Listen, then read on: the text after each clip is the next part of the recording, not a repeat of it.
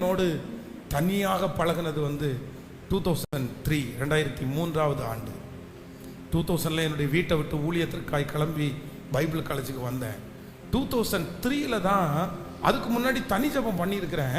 ஆனால் அந்த தனி ஜெபம் எப்போ முடியும், அந்த டைமிங்காக அந்த பைபிள் காலேஜில் இந்த டைம் ஜெபம் பண்ண சொல்லியிருக்கிறாங்க, நம்ம ஜெபம் பண்ணணும் அப்படின்றதுக்காக ஜெபம் பண்ணேன். ஆனால் நான் ஆண்டவரை தனியாக சந்திக்கணும்னு நினச்சது 2003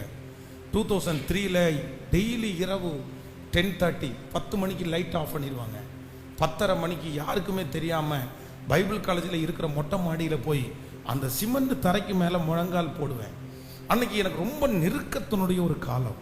அந்த பைபிள் காலேஜில் இருந்த அந்த வார்டன் என்னை ரொம்ப ப்ரெஷர் பண்ணி சுற்றி இருக்கிற எல்லா ஸ்டூடெண்ட் மத்தியிலையும் என்னை ரொம்ப கார்னர் பண்ண ஆரம்பிச்சிட்டாரு. எனக்கு அது ரொம்ப புதுமையாக இருந்துச்சு.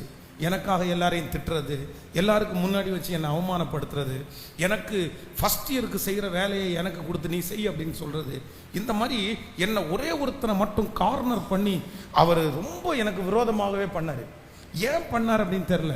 ஆனால் இன்னைக்கு தான் தெரியுதா, என்னை கர்த்தர் உருவாக்குறதுக்காக அந்த மனுஷனை கர்த்தர் அப்படி. அந்த மனுஷன் தீய ஆள் கிடையாது. என்னை ரொம்ப கார்னர் பண்ண ஆரம்பித்த உடனே எனக்கு ரொம்ப கஷ்டமாயிருச்சு. எனக்கு என்ன பண்ணுறேன்னு தெரில. யார்கிட்டையுமே நான் பேச முடியாது. ஸ்டூடெண்ட் யார்கிட்டையாவது பேசினா, எப்பா உங்ககிட்ட பேசிட்டு இருக்கிறத பார்த்தாலே எங்களுக்கு பனிஷ்மெண்ட் வரும்ப்பா, நான் பேச மாட்டேன். அப்படியே யாருமே இல்லாத ஒரு தனிமையானே. அப்பொழுதுதான் இரவு 10:30 மணிக்கு நேரம் மொட்டை மாடியில் போய் தனியாய் தேவனை சந்திக்க ஆரம்பித்தேன். நான் நடந்து வந்த பாதைகள் கரடு மேடுகள், நான் கடந்து வந்த பாதைகள் முட்கள் வேலிகள், நடக்க முடியல டாடி, நடக்க முடியல, நடக்க முடியல ஏசப்பா, நடக்க முடியல, தாங்கி கொள்ளுங்க கரத்தில் ஏந்தி கொள்ளுங்க, தாங்கி கொள்ளுங்க கரத்தில் ஏந்தி கொள்ளுங்க, என் சுயபலத்தால் ஓட பார்த்த ஓட முடியல. ஸோ இந்த பாட்டை அப்படியே பாடி பாடி பாடி பாடி பாடி அப்படியே அழுது. இந்த மாதிரி ஒரு 6-7 பாடல்கள் எனக்கு இருந்துச்சு. இந்த பாடல்கள் எல்லாம் மொட்டை மாடியில் உட்காந்து அழுது அழுது அழுது அழுது பாடி போகும்போது பார்த்தீங்க அப்படியே துக்கமாக போவேன். ஆனால் அந்த பைபிள் காலேஜிலேயே என்னை அவ்வளோ பேர் கார்னர் பண்ணும்போதும் ஒவ்வொரு நாளும் இரவில் ஆண்டவர் என்ன ஒரு கம்ஃபர்ட் பண்ணுவார் பாருங்களேன், அப்படியே தேற்றுவார் பாருங்களேன். ஐயோ, உண்மையிலே ஆண்டவருடைய பிள்ளைகளே, இது வரைக்கும் எங்கேயுமே அந்த மாதிரி ஒரு ஃபீல் எனக்கு கிடைச்சதே இல்லை. எத்தனையோ இடத்திற்கு போயிருக்கிறேன், எத்தனையோ இடத்துக்கு தூங்கி இருக்கிறேன், எத்தனையோ பேர் என்னை கட்டி பிடிச்சி அரவணைச்சிருக்காங்க.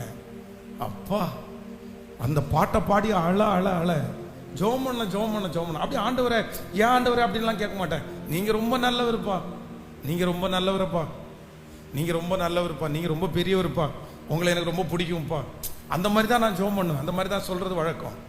ஆனால் ஸோ அத்தனையும் எதிராக இருந்தாலும் நான் மட்டும் ஒரு தனி உலகத்தில் ஒருத்தரோட சந்தோஷமாக இருக்கிறது மாதிரி நான் அன்னைக்கு அந்த ஃபீல் பண்ண அந்த ஃபீலை மறக்கவே முடியாது.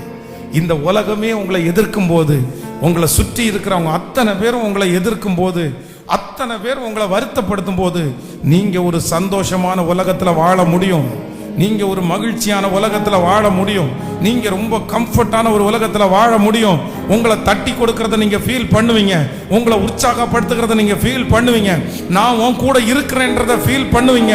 அத்தனை பேர் எதிராக நின்னாலும் அவர் ஒரே ஒருத்தருடைய சப்போர்ட் அந்த இடத்துல நிக்கிறத நீங்க பாப்பீங்க. எப்ப தெரியுமா? அந்த தனிப்பட்ட ஜபத்துல கர்த்தரை சந்திக்கிற ஒரு தேவனுடைய பிள்ளைக்கு சகல ஆறுதலும் அந்த இடத்துல கிடைக்கும். காரணம், அவர் சகலவிதமான ஆறுதலின் தேவன், அவர் சகலவிதமான ஆறுதலின் தேவன். ஆண்டவரே, இந்த கிருபை எனக்கு வேணும், இந்த கிருபை எனக்கு